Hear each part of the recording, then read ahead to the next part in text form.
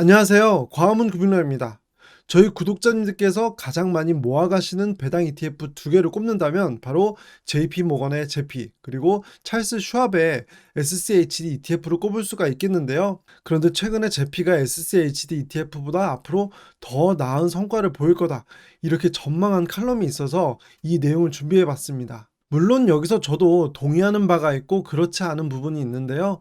이 내용을 광화문 금융로만의 관점으로 재해석해서 영상으로 제작했습니다. 우리가 주식 투자를 하다 보면 내가 보유하고 있는 종목이 잘 되는 마음, 그런 마음 다 갖고 있죠.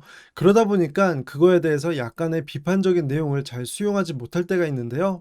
주식 격언 중에 내 종목과 사랑에 빠지지 말라는 말이 있잖아요. 그것처럼 맹목적으로 믿는 것은 중요하지가 않고요. 내가 보유하고 있는 종목의 현황을 정확하게 파악을 한 다음에 내가 원하는 투자를 하고 있는지 이걸 지속적으로 점검하는 것이 아마도 더 중요할 거예요.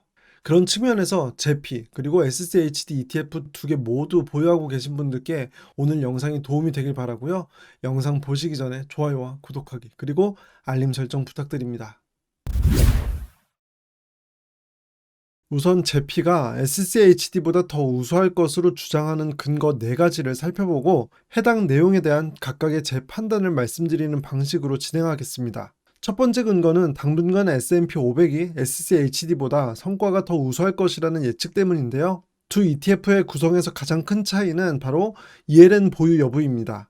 제피는 ELN을 통해서 S&P 500에도 투자를 하고 S&P 500과 연계된 콜옵션이라는 것을 매도하는 커버드 콜 전략을 활용하고요. 이를 통해서 많은 배당금을 주는 거예요. 그래서 기본적으로 제피는 S&P 500 기반입니다. 그리고 올해 현재까지는 S&P 500의 주가 성과가 SCHD보다 더 우수하고요. 제피도 SCHD보다 성과가 더 좋은 상태입니다. 그리고 이 추세가 당분간 더 이어질 것으로 예상하면서 제피의 성과가 앞으로 더 우수할 것이라는 전망인데요. 이에 대해서 일정 부분 동의하는 내용이 있고 이 내용을 몇 차례 밝히기도 했는데요. 작년에 금리 인상의 영향으로 대형 성장주와 기술주의주로 주가가 워낙 많이 하락했잖아요. 그래서 상대적으로 성장주, 기술주 비중이 작은 SCHD ETF는 상대적으로 이런 영향을 덜 받았고 배당 성장이라는 측면이 부각되면서 작년에 특히 각광을 받았던 ETF였습니다. 하지만 작년에 대형 성장주, 기술주들의 주가가 너무 많이 하락했고요. 앞으로 시장에서 금리 인상이 정점을 찍었다고 받아들여지면 이들 주식의 반등폭이 클 가능성이 높습니다. 따라서 SCHD ETF가 성장주와 기술주가 상대적으로 비중이 적기 때문에 이 점을 감안하셔서 투자하셔야 한다고 말씀드렸는데요. 하지만 기억하셔야 할 것은 어느 상황에서 모두에게나 완벽한 투자 상품은 없다는 거예요. 따라서 ETF를 선택할 때 가장 중요한 것은 내가 이 상품을 왜 매수하는지에 대한 정확한 기준을 세우는 거고요. 피해야 할 것은 다른 사람들이 많이 투자하고 있다고 해서 따라서 투자를 하는 것입니다. 예를 들어 SCHD ETF의 지금까지의 성과를 보면 가장 주목할 부분은 연평균 10% 이상의 배당 성장이라는 거고요. 단기간의 주가 성과보다는 적어도 10년 후에 높은 수준의 배당금을 받는 것을 목표로 모아갈 때 가장 좋은 상품입니다. 그래서 단기 주가 성과보다는 배당 성장에 좀 더 초점을 맞춰야 하고요. 같은 관점에서 최근에 SCHD ETF가 전고점 대비 10% 넘게 빠지면서 계속 모으는 걸 걱정하시는 분들이 많으시더라고요. 그런데 배당 성장에 좀 더 초점을 맞춘다면 단기간의 주가 성과에는 좀 무뎌질 필요가 있다, 이렇게 말씀드리고 싶고요. 반대로 제피는 먼 미래의 배당금을 보고 투자하는 것보다는 단기간에 높은 배당 수익을 얻는 것이 목표인 상품이고요. S&P 500의 주가가 상승을 해도 상승폭이 상대적으로 제한적일 수 있는 커버드콜 형식의 ETF라는 점을 기억하셔야 합니다. 따라서 내가 지금 하고 있는 투자가 많은 사람들이 SCHD를 모으고 있기 때문에 혹은 제피를 모으고 있기 때문에 이걸 따라서 투자를 하고 있지는 않은지,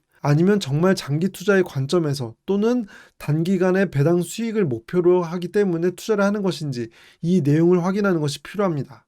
현재 투자하고 있는 투자 자금도 이러한 용도에 맞는 투자 자금인지를 점검하시길 바라고요. 그리고 제피의 성과가 더 좋을 것이라고 판단하는 두 번째 근거는 SCHD ETF가 에너지 섹터의 비중이 더 크고 에너지 섹터에 대한 전망이 좋지 않기 때문이에요. 최근에 SCHD가 리밸런싱을 하면서 에너지 섹터의 비중이 5%대에서 9%대로 크게 증가했습니다. 그리고 에너지 섹터의 비중이 9%이면 꽤 큰 비중으로 보유를 하는 건데요. S&P 500에서 에너지 섹터의 비중이 4%대이기 때문이죠. 그런데 보통 에너지 섹터의 기업들은 원유 생산 기업들이라 보시면 되는데요. 이런 기업들은 원유 가격이 오를수록 수익성이 좋아지고 원유 가격이 하락하면 수익성이 안 좋아집니다. 따라서 원유 가격이 상승할 때 실적도 좋고 배당도 잘 주고 주가도 상승하는 경향이 있는데요. 예를 들어 금리가 올라야 금융섹터의 기업들의 수익성이 좋아지는 것과 비슷하다고 생각하시면 됩니다. 그런데 보통 원유 가격은 수요와 공급에 의해서 움직이는데요.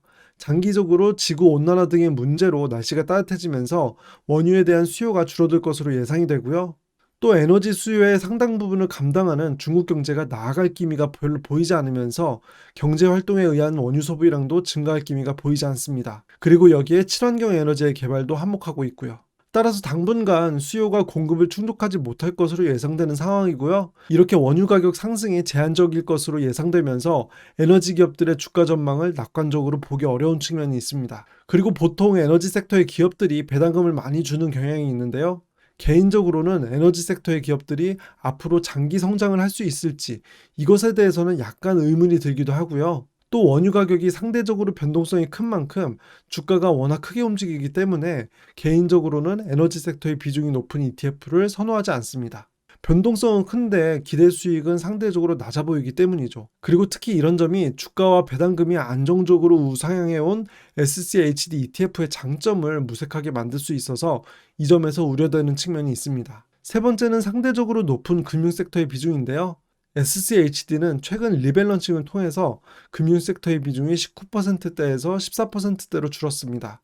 그래서 실리콘밸리 은행을 비롯한 은행들의 연쇄 파산에 대한 리스크 노출을 일정 수준 줄인 것으로 보이는데요. 그런데 제피도 금융섹터의 비중이 SCHD와 크게 다르지 않은 12.4%인 걸 보면 그 둘의 차이가 확 와닿지 않을 수가 있어요. 하지만 금융섹터에서도 좀 더 세부적으로 들여다보면 큰 차이가 있었는데요. 제피는 금융섹터에서도 결제 회사 위주로 보유하고 있습니다.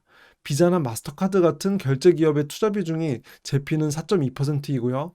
SCHD는 이런 기업들의 투자 비중이 0.1%에 불과했는데요. 상대적으로 결제 회사들은 이번 실리콘밸리 은행 파산에 직접적인 영향이 없는 기업으로 분류할 수 있고요. 반면에 실리콘밸리 은행 파산과 밀접한 영향이 있는 지역은행들과 자산관리은행들의 비중이 SCHD ETF는 여전히 10%가 넘습니다. 제가 처음 실리콘밸리 은행 사태가 터졌을 때 비슷한 유형의 파산이 일어날 수 있는 7개의 은행에 대해서 다룬 적이 있는데요. SCHD ETF가 리밸런싱을 했지만 이 7개의 은행들은 여전히 보유하고 있는 것으로 확인했습니다. 그런데 최근 미국 상업용 부동산이 추가로 문제가 되고 있고요. 이들의 보유 비중이 높은 미국 중소형 은행들에게는 상황이 더 악화될 수 있다는 진단이 나오면서 한동안 위기감이 계속 이어질 것으로 보입니다. 따라서 금융섹터의 비중이 줄긴 했지만 금융위기에 상대적으로 취약한 금융기업의 비중은 제피보다 여전히 크다는 점을 감안하시고 투자를 하셔야 하고요. 그리고 마지막으로 제피와 SCHD에서 통신 서비스 섹터의 비중은 각각 3.7%, 4.9%인데요. 제피는 구글을 1.5% 보유하고 버라이즌은 보유하지 않습니다. 그런데 SCHD는 버라이즌을 4.1%로 가장 큰 비중으로 보유하고요. 구글은 보유하지 않아요. 그리고 이러한 차이 때문에 제피가 앞으로 더 우수한 성과를 낼 거라고 기대를 하는 건데요. SCHD ETF에서 구글이 포함되지 않는 이유는 SCHD가 10년 연속으로 배당금을 지급한 기업으로 1차 필터링을 하기 때문입니다. 따라서 배당금을 지급하지 않는 구글은 빠진 거고요. 아무래도 성장주들 중에는 구글처럼 배당금을 지급하지 않는 기업들이 많고 그래서 자연스럽게 SCHD에는 가치주 투자 비중이 높습니다. 물론 저도 구글의 발전 가능성을 버라이즌보다 더 높게 평가하고요. 따라서 둘 중에 하나만 주식 투자를 한다면 구글을 선택할 것 같습니다. 하지만 SCHD는 배당을 잘 주는 기업들 위주로 선별하는 과정에서 구글을 보유하지 않게 되었고요. 이러한 지수 산출 방식 덕분에 가치주 중에서 좋은 주식들을 많이 보유하게 되었고 상장한 이후로 전략이 시장에서 잘 먹혔습니다. 또한 SCHD ETF를 모으시는 분들 중에 대부분 SCHD만 모으시는 분들보다는 S&P 500이나 나스닥100을 함께 모으시는 분들이 많을 거고요. 이러한 종목들에는 성장주들이 많이 포함되어 있기 때문에 오히려 SCHD의 이런 종목 선별이 균형 잡힌 투자에 더 도움이 될 수 있다고 판단합니다. 물론 SCHD만 모으시는 분들이시라면 내가 이런 좋은 성장주들을 놓치고 있다는 것을 확인하는 것이 지금 이 시점에서 필요할 것 같고요. 앞으로 어떠한 투자를 할지에 대해서 고민하실 수 있는 계기가 되었길 바랍니다. 제피가 SCHD보다 더 나은 성과를 보일 것이라고 분석한 컬럼에서 동의할 수 있었던 부분과 그렇지 않은 부분이 있었는데요. 이 내용들이 좀 더 많은 분들의 다양한 포지션에서 좋은 판단을 내리는 데 도움이 되셨길 바랍니다. 오늘 제가 준비한 영상은 여기까지이고요. 저는 제 영상이 행운을 가져다 드릴 수 있길 바랍니다. 영상 끝까지 시청해 주셔서 감사합니다.